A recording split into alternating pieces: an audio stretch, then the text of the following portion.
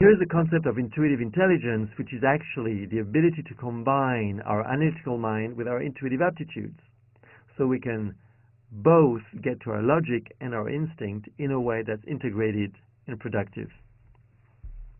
Intuitive intelligence is defined as the combination of 4 abilities, which I will detail with business cases every time.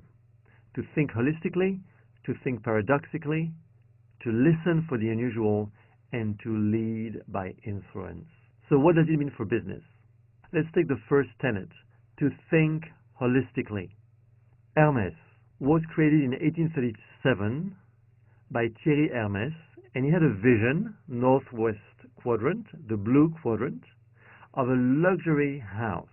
And he felt that really this luxury house had to produce objects of exception, southwest quadrant. But he also knew that he had to be able to manufacture these objects, northeast quadrant. And moreover, he had to be able to sell them, because he was not into producing objects of art, he was into producing goods for consumers.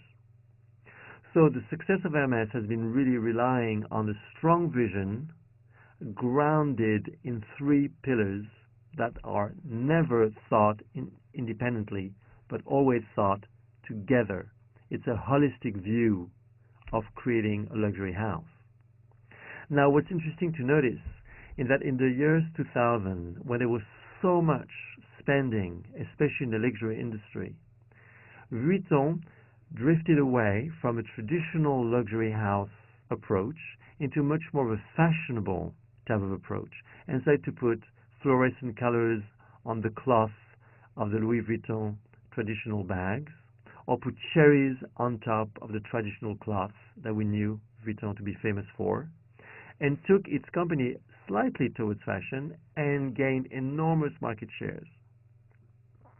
In 2008 and 2009, when the recession hit the markets, well, Hermès has been resisting better, because the consumer, who's very focused on the return for their dollars, thought there was more integrity with Hermès, which never drifted away from its core proposition as a luxury house, than the Louis Vuitton, for instance, which resisted less. So it's not to say that one is better than the other, but just to say that a holistic approach does reach the consumer and has an impact on the long-term value for the company. So we've just discussed the first tenet of intuitive intelligence, to think holistically. Soon, we'll talk about the second tenet, to think paradoxically.